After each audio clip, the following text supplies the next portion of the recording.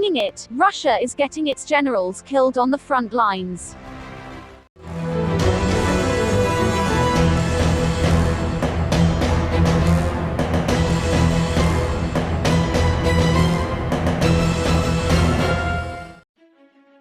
Russian generals have had to lead from the front because its amateur army can't move otherwise. Russia has lost at least 5 generals fighting in Ukraine in less than a month, Western officials said Monday, as communications failures and a lack of discipline among hundreds of thousands of conscripted Russian troops have made it more difficult to communicate orders to the front lines. The tally of Russian generals killed in the nearly month-long conflict, most of them 1- and 2-star commanders, including at least 1 lieutenant general, is likely the highest casualty rate among general officers in the Russian military since World War II. On Sunday, Mikhailo Podolyak, a top advisor to Ukrainian President Volodymyr Zelensky, said 6 Russian generals had been killed, calling the invading army fully unprepared for the fight in Ukraine.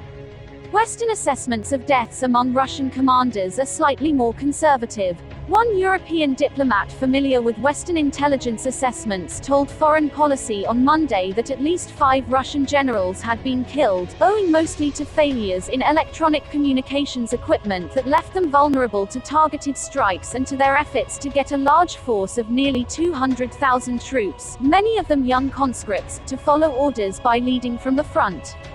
They're struggling on the front line to get their orders through, said the European diplomat, speaking on condition of anonymity to discuss recent battlefield intelligence.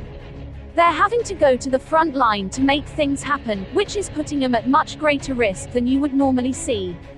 The European diplomat said the Russian death toll among general officers is up to 1/5 of the number of commanders deployed in Ukraine, which Western intelligence officials estimate at 20 officers, making the military less able to operate and more bogged down. It's all about a lack of preparedness among the military, the diplomat said. They are asking for things to happen, and they are not happening. While the war has featured almost no ship-to-ship combat, high-ranking naval officers appear to be getting killed in greater numbers. Over the weekend, a deputy Russian Black Sea Fleet commander, Andrei Pally, who was set to be promoted to a 1-star admiral rank, was shot dead by Ukrainian forces outside the besieged city of Mariupol. Earlier on Monday, the pro-Kremlin tabloid Komsomolskaya Pravda reported that 9,861 Russian soldiers had been killed in Ukraine in nearly a month of combat, with 16,153 injured, a possible leak or hack of official Russian Defense Ministry statistics. The paragraph reporting this was later purged from the story. Officially, the Russian Defense Ministry reported that 498 Russian troops had been killed in Ukraine as of March 2, less than a week into the war. But officials said Russian commanders are also making tactical errors. After Major General Vitaly Gerasimov, a 1-star equivalent, was killed outside the Ukrainian city of Kharkiv in early March, Ukrainian intelligence officials said they picked up on radio chatter expressing frustration over a breakdown in secure Russian communications equipment. Gerasimov was believed to be the nephew of Valery Gerasimov, Russia's top military officer. The nearly month-long invasion of Ukraine appears to mark the largest deployment of Russian forces since the fall of the Soviet Union more than 30 years ago. The Soviet Union's 9-year war in Afghanistan during the 1980s peaked at 115,000 troops, while claims of Russian troop strength in 2 wars in Chechnya were well below 100,000. Russia deployed even smaller numbers of forces to Georgia in 2008 and Ukraine in 2014, sometimes using non-uniformed troops to mask their movements. The United States has not confirmed the deaths of any Russian commanders.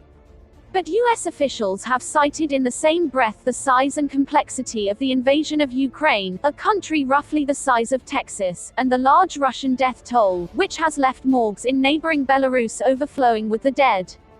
It makes sense that they would have senior leaders, even general officers, in the field for an invasion of this size, a senior U.S. defense official told reporters on Monday, speaking on condition of anonymity to provide a candid assessment of the battlefield.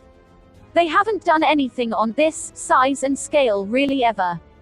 The senior U.S. defense official said Russia's military also has a tradition of a more stringent top-down command structure than Western militaries, giving junior officers far less flexibility and involving high-ranking officers in the nitty-gritty of tactical decisions.